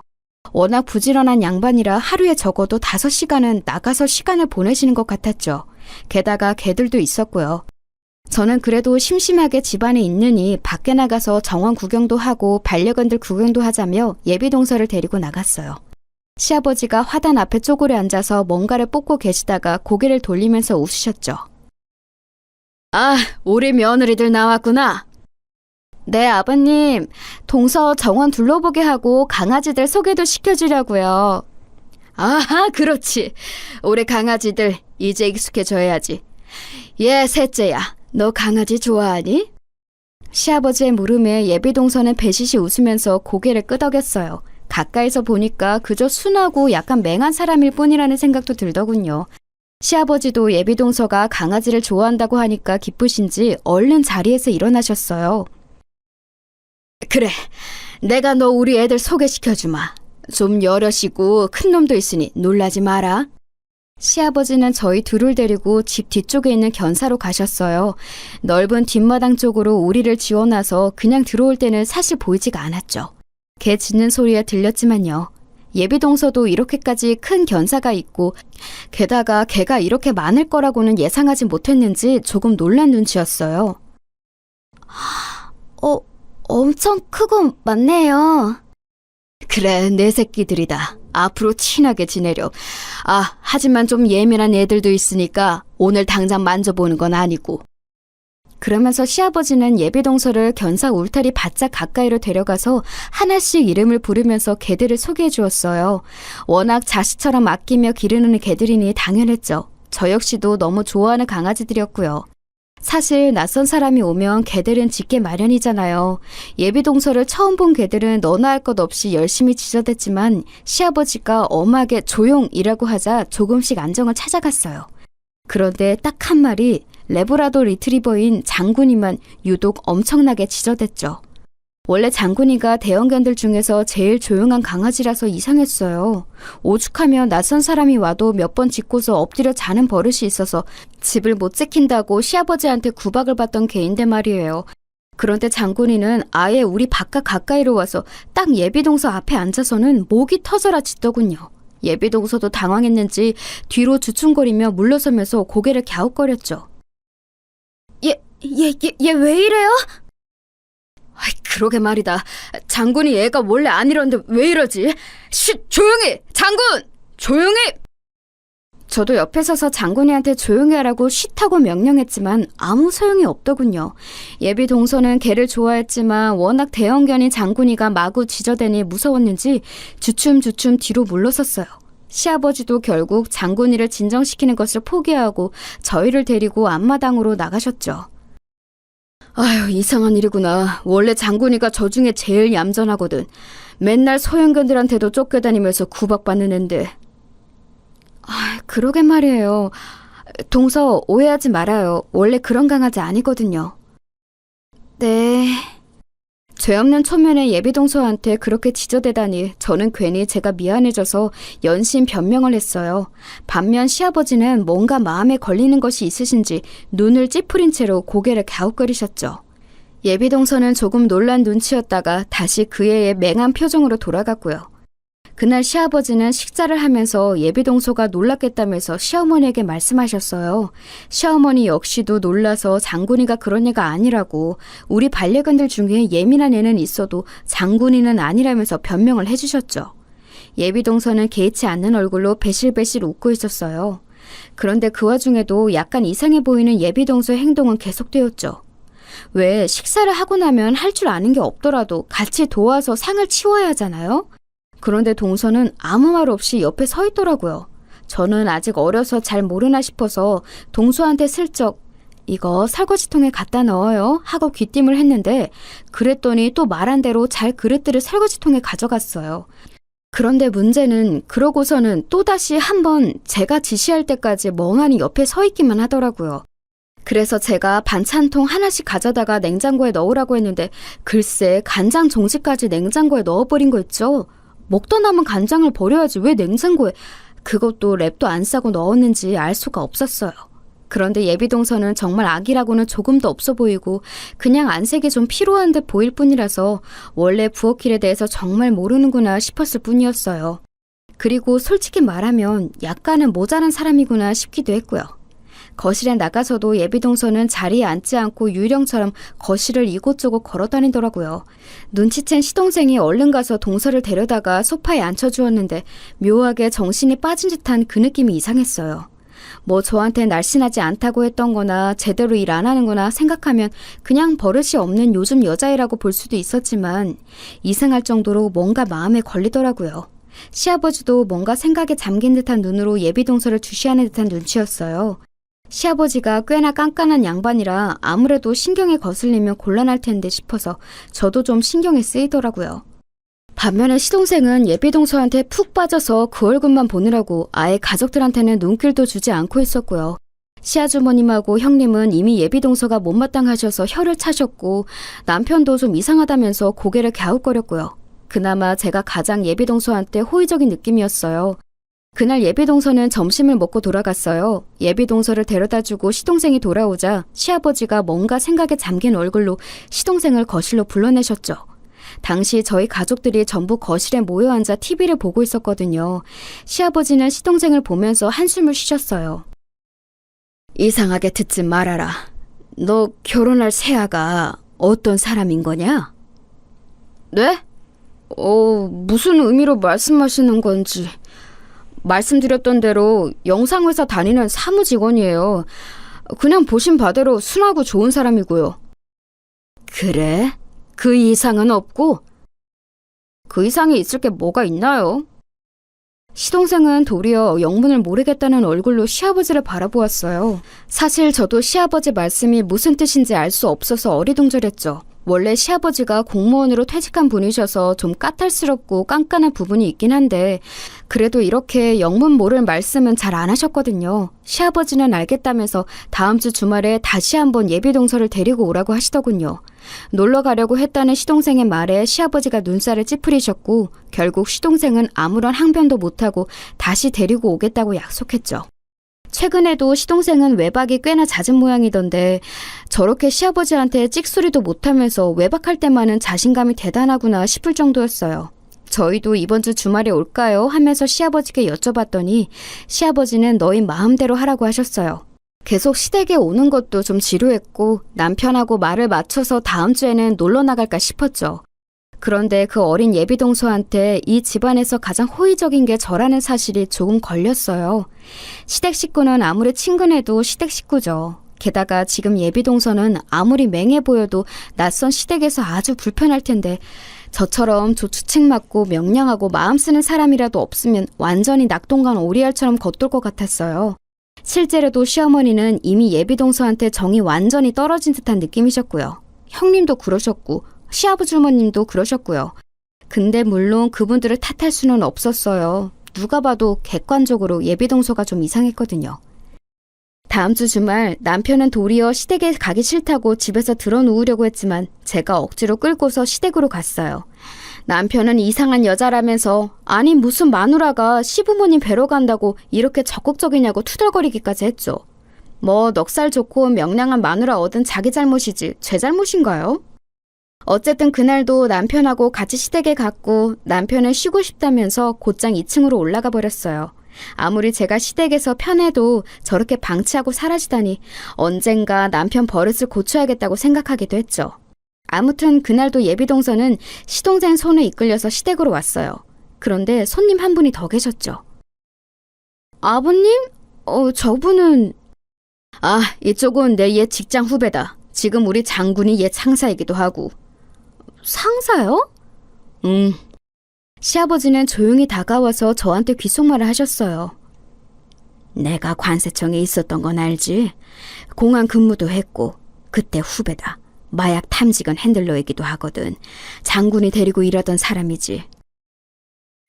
그러고 보니 시아버지는 관세청 소속으로 공항에서도 일하셨다고 하셨어요. 마약 탐지견으로 일하던 장군이는 그때 인연으로 은퇴한 걸 데려온 거라고 알고 있었고요. 그 손님은 일어서서 저희 가족한테 인사하셨고 넉살 좋게 웃으면서 이야기를 나누셨죠.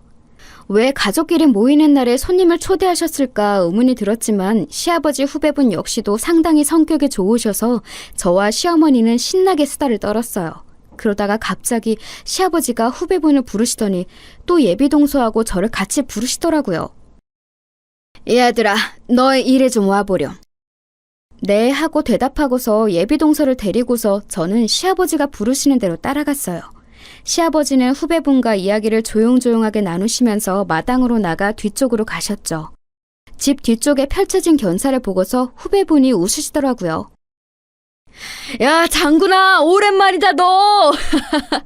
장군이가 후배분을 발견하더니 아주 꼬리가 떨어져라 프로펠러처럼 돌려대면서 헥헥대더군요.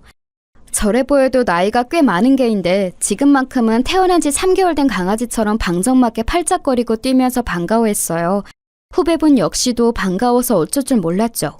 견사문을 열어서 안으로 들어가 후배분은 장군이를 끌어안고 마구 쓰다듬어 주었어요. 그리고 뒤늦게 따라간 저와 예비동서가 견사 울타리 가까이로 다가갔죠. 그런데 이상한 일이죠. 그 후배분과 그렇게나 기쁘게 반가워하던 장군이가 순간 저희 쪽을 보더니 짖기 시작했어요. 저도 예비동서도 조금 어리둥절하다가 제가 웃으면서 그랬죠. 아유, 장군이가 또 동서 보고 난리네. 좋아서 저러나 봐. 그럴까요? 동서는 맹한 표정으로 주춤거리면서 견사 울타리 가까이 가서 장군이를 들여다봤어요. 그런데 좋아서 그런다기에는 장군이 표정이 심상치 않았죠. 그리고 그 뒤에 서 있는 후배분 표정도 그랬어요. 왜 저렇게 심각한 표정을 하고 계시지 싶었는데 시아버지 역시도 표정이 좋지 않으셨죠. 곧 두 분이 속닥거리면서 대화를 하시고서는 곧 견사 밖으로 나오시더라고요. 그러더니 후배분은 곧 급한 일이 생겼다면서 인사하고 사라지셨어요. 그날도 적당히 이야기 나누고 서로 시간을 보내다가 시동생이 예비동서를 데려다주고 오겠다면서 나갔죠. 오늘도 그냥 이렇게 끝나나 보다 하고 시댁에서 자고 갈지 아니면 늦게라도 우리 집에 갈지 고민하고 있던 찰나였어요. 시동생이 거의 구르듯이 집안으로 뛰어들어오더라고요. 얘, 너 무슨 일이니? 아니, 너 새아가 데려다주고 온 거 아니야? 왜 그래? 무슨 일 있어? 어머니 큰일 났어요. 갑자기 경찰이 걔네 집 앞에서 체포한다고. 뭐? 무슨 소리야? 알아듣게 말해. 마약했대요. 걔가 마약 신고가 들어왔다고. 시동생은 숨을 헐떡거리면서 외쳤고 저희 가족들은 전부 다 너무 놀라서 벙쩍였어요. 아니, 갑자기 마약이라니? 이게 대체 무슨 소리인가 싶어서 저와 남편은 서로 손을 꼭 잡았죠. 멀쩡하던 사람이 갑자기 마약으로 체포라뇨. 시어머니는 거의 쇼크로 기절하실 것 같은 표정이었고 남편과 시아주버님이 얼른 시어머니를 붙들어서 소파에 앉혀드렸어요. 얼굴이 창백해진 시어머니 손을 잡고서 시아버지가 한숨을 푹 쉬셨죠. 의외로 시아버지는 전혀 안 놀라신 것처럼 안색이 평온했어요. 마치 이럴 줄 아셨다는 듯한 얼굴이셨죠. 시동생은 뭔가 착오가 있는 게 틀림없다면서 계속 집안을 뱅뱅 돌았지만 시아버지는 도리어 시동생 쪽을 바라보셨죠. 그리고 의미심장한 말씀을 하셨어요. 너도 가서 마약 검사 받아야 한다. 네? 아버지, 그게 무슨 말씀이세요? 제가 마약을 했다고 생각하시는 거예요? 너도 모르게 투약이 되었을 수 있어. 경찰에 가라.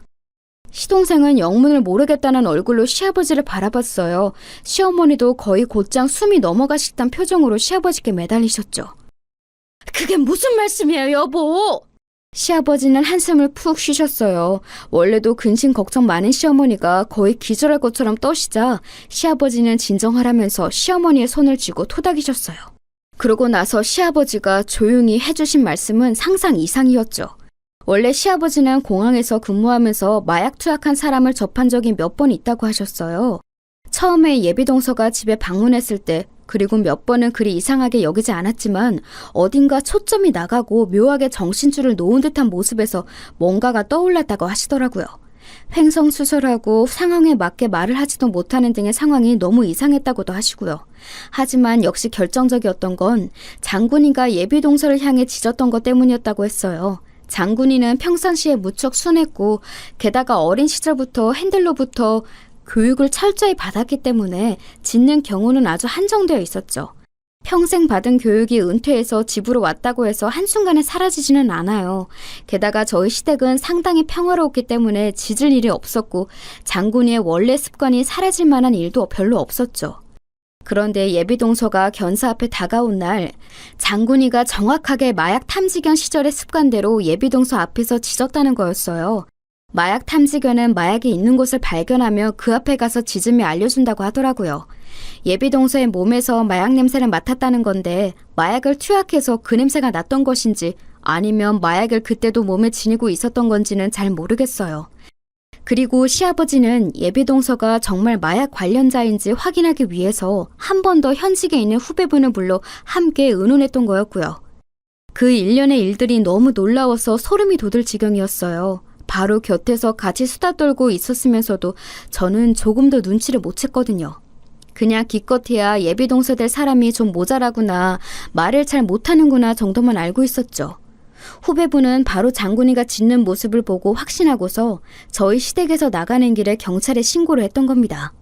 이미 예비동서의 주소를 건네받아 알고 있던 후배분이 경찰에 모두 이야기를 했고 경찰은 그 앞에서 기다리고 있다가 체포한 거였고요.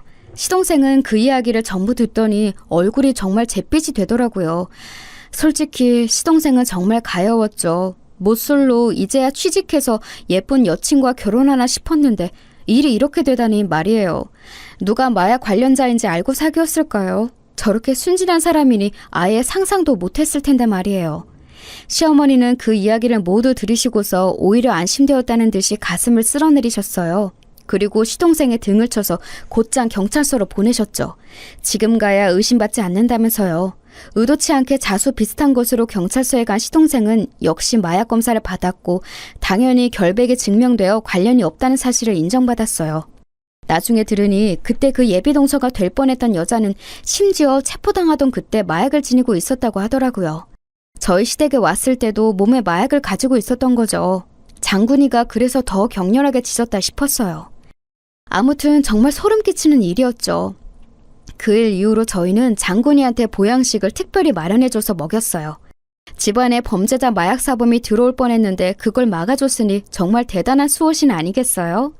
시동생은 한참이나 자신의 옛 여자친구가 마약 사범이라는 사실을 인정하지 못하고 경찰서로 쫓아다녔지만 결국은 인정하고 그 이후로도 여자친구를 사귀지 못했어요. 제가 생각해도 정말 인간 불신에 걸릴 것 같은 경험이었기는 해요. 그래서 결국 시동생은 아직까지도 솔로로 연애 경험은 그때 딱 한 번뿐인 채로 쓸쓸하게 살아가고 있죠. 좀 가여울 정도예요. 그 일을 겪고 나서 생각해보니 생각보다 마약이 너무 가까이에 있을 수도 있구나 싶더라고요. 곁에 만나는 누군가가 그렇게 위험한 인간일지도 모른다고 생각하니 소름도 끼치고요. 그래도 저희 집안에는 가족이 되기 전에 잡혔으니 다행이지만 다른 어떤 곳에서 또 숨어 있을지 모르는 일이잖아요. 다들 조심하고 혹시라도 이상한 사람이 있으면 조심도 하셔야 할 것 같아요. 제가 겪었던 이상한 이야기는 여기까지입니다. 모두들 주변 사람도 조심하자고요.